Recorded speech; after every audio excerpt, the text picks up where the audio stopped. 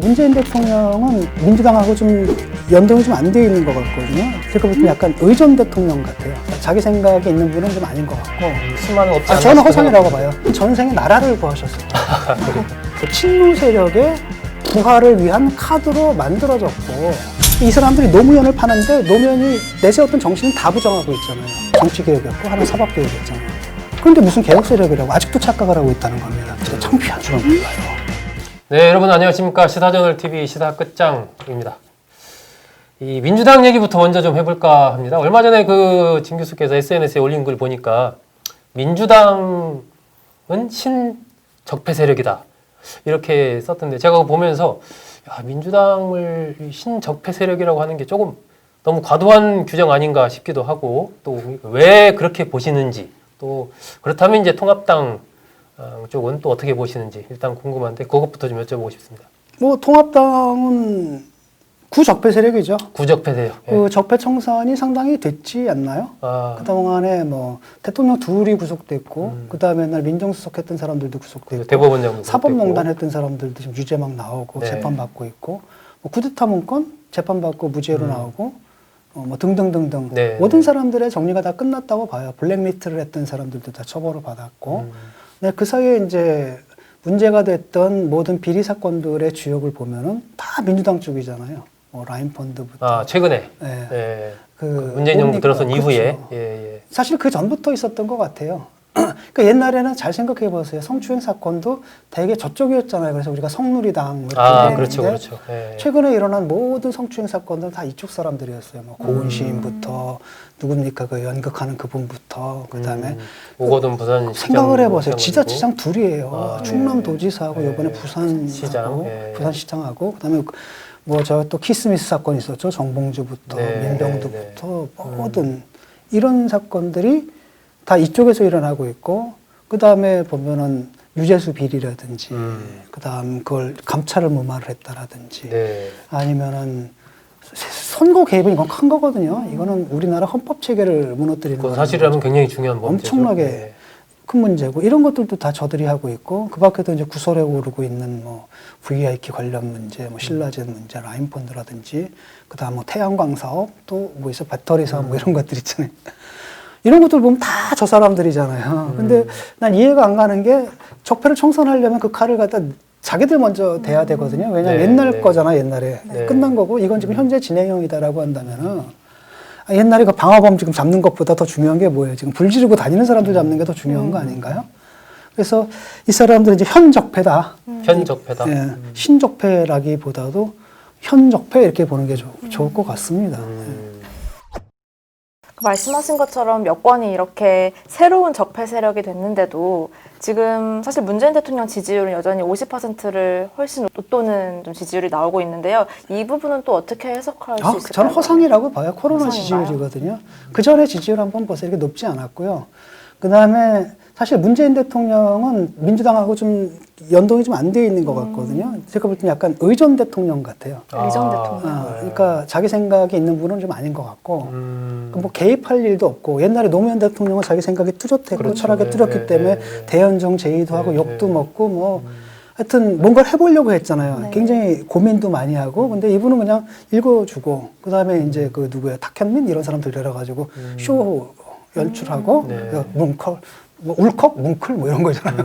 그 심파 코드 좀 이러다 보니까 별로 이렇게 언급하고 싶지가 않아요. 제가 볼 때도 그렇게 큰 변수인가 전국을 이끌어가는 주요한 변수인가라는 생각이 좀 듭니다. 그래서 이거는 뭐 코로나 그 사태가 진행이 되면은 모든 나라에서 다 지지율이 높아요. 예컨대 뭐 메르켈 같은 경우는 80%까지 가기도 하고 그 영국의 존슨 수상 같은 경우도 엄청나게 높고 이러잖아요. 그래서 국민들은 이 사태를 갖다가 뭐 여야 정쟁 이걸로 보는 게 아니라 외계인이 침입한 사태다. 그러니까 지도자 중심으로 뭉치자 이런 것 때문에 지지율이 이렇게 높이 나오는데 뭐 코로나가 그 다음에 또 하나 나오는 이 코로나 사태에서 그 언론에 의한 국뽕이 좀 과도하게 심해요. 그러니까 이걸 자꾸 우리는 뭐랑 비교를 하냐면 유럽하고 비교를 하는데 아시아랑 비교를 해야 되거든요. 아시아권에서 보면 우리가 그렇게 좋은 점수가 아니에요. 뭐 대만이라든지 싱가포르라든지 뭐 홍콩이라든지 특히 베트남이라든지 심지어 저 뉴질랜드라든지 이런 나라도 있잖아요.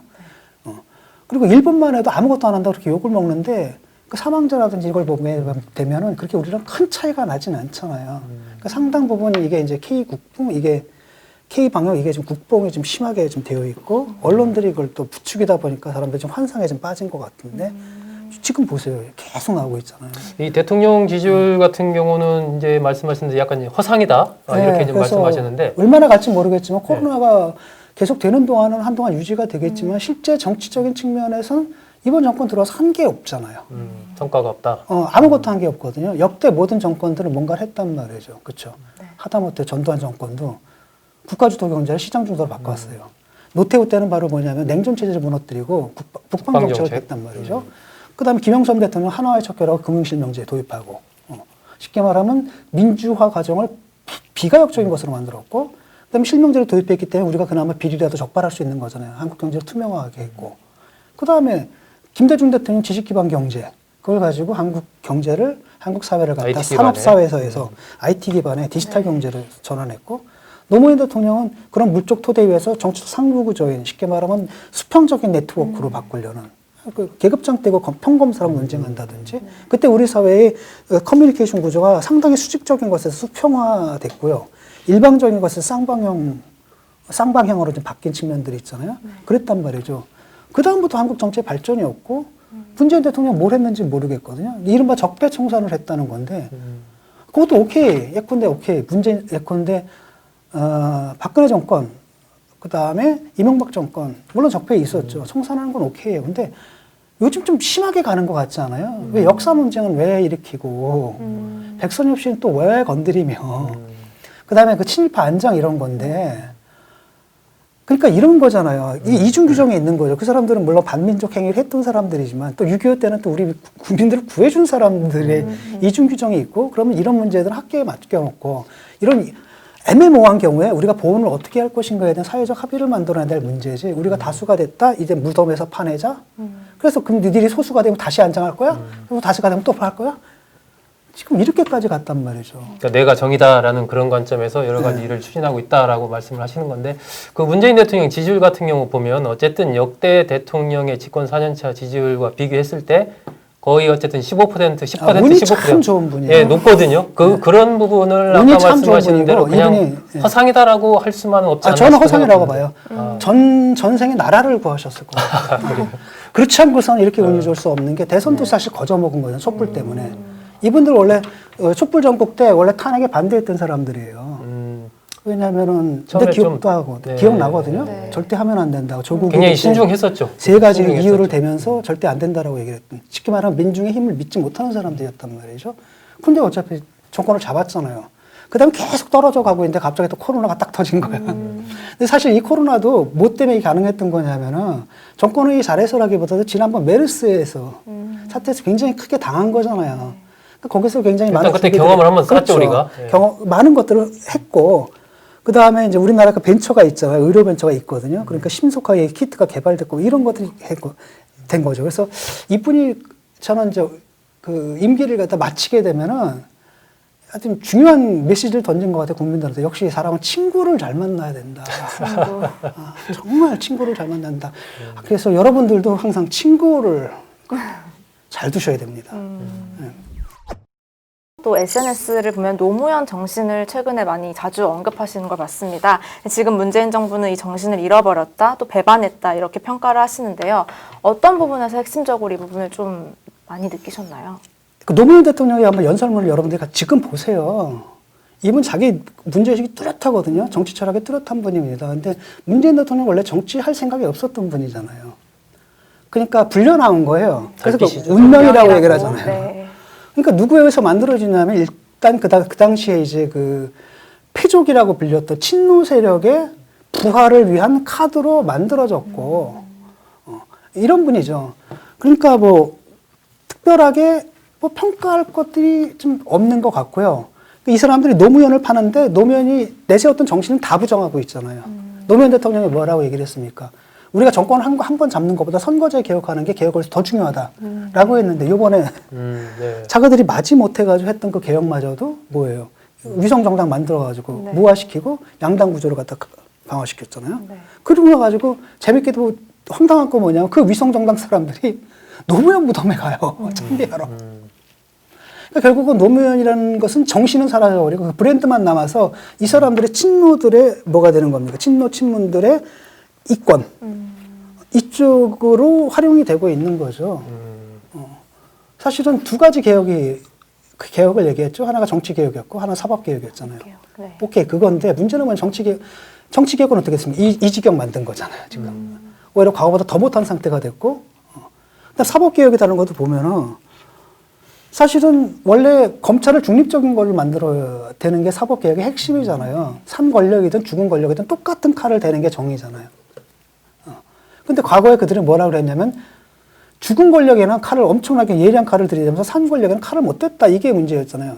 근데 지금 자기들이 그렇게 만들고 있거든요. 지금 죽은 권력을 얼마나 날카로운 칼을 들이댔습니까? 다 단죄했잖아요. 특검 가지고 그다음에 윤석열 가지고 단죄를 했고 얼마나 심했는지 지금 줄줄이 무죄 판결 나오고 있죠. 일단 뭐 저 윤석열 총장을 임명해서 여러 가지 어쨌든 뭐 불편한 기색을 여권에서 내비치고는 있지만 임명해서 현 권력에 대해서 일정하게 검찰이 칼을 들이대도록 한 거 자체도 하나 처음엔 평가할 그랬죠. 수는 있나요? 그건 평가를 했죠. 근데 문제는 뭐냐면 그 칼이 자기들한테 왔을 때 처음에 대통령이 뭐라고 얘기했냐면은 임명하면서 뭐를 했냐면 산 권력에도 날카로운 칼을 들이대라고 얘기를 했거든요. 그렇죠. 그 말을 지켜야죠. 지금 보면 저 사람들이 말하는 그 검찰 개혁이다라는 건 자기들에 대한 수사를 못하게 만드는 거잖아요. 최강욱 문제 있죠. 다 검찰의 무리한 수사래. 조국도 그랬죠. 이번에 또 뭐가 있습니까? 유재수도 있고, 그 다음에 또 뭐예요? 울산시장 송철호도 있고, 이거 줄줄이 걸려 있는데 계속 타격. 요번에 보니까 윤미향 건도 또 검찰이 무슨 무리한 한 거라고는 가가지고 자료 받아온 것밖에 없잖아요. 그 평화의 집 쉼터. 그렇잖아요. 자료 받아온 게 없고 그것도 원래는 임의 제출해달라고 그랬더니 자기들이 안 한다 그래서 할 수 없이 이렇게 들어간 거고. 근데 사실 검찰 수사 시작도 안 되고 피의자가 있는 것도 아니라 참고인으로 몇 개 불렀는데 또 무리한 수사래잖아요. 그럼 검찰 보고 수사하지 말란 얘기거든요, 결국은. 그렇다면 뭐냐 하는 거. 그 다음에 공수처 만들었는데 공수처 1호가 누구예요? 윤석열이래잖아요. 네. 그 다음에 법관 탄핵한다 그랬잖아요. 법관 탄핵 1호가 뭡니까? 그 이수진 판사 성적 안 좋았다는 거 얘기한 사람이잖아요. 그 사람은 원래 탄핵 판사 명단에도 없었던 사람이고, 그 다음에 피의자로 전환된 적이 한 번도 없는 사람이에요. 그러니까 이 사람들이 얘기를 하고 있는 이 사법개혁이라든지 뭐 검찰개혁이라든지 이것들이 실제로는 자기들에 대한 수사를 못하게 막는 쪽으로 오용되고 있거든요. 그럼 이들이 내세운 두 개의 개혁은 다 실패한 거잖아요. 그렇죠? 그런데 무슨 개혁 세력이라고 아직도 착각을 하고 있다는 겁니다. 전체적으로 언행일치가 지금 안 되고 있다. 그 비판하시는 거죠? 과거에. 근데 다른 사람들은 옛날에는 이 정도가 되면 창피한 줄 알았잖아요. 근데 창피한 줄은 몰라요. 당당해. 아직도 투사야. 네. 전사야. 순결해. 그래서 나라 꼴을 어디로 돌냐? 1945년도로 돌려놓은 거예요. 총선은 한일전이다. 그래가지고 지금 해방 전후사를 지금 만들어버리고 있단 말이죠. 이런 사람들이 어떻게 개혁 세력입니까? 네.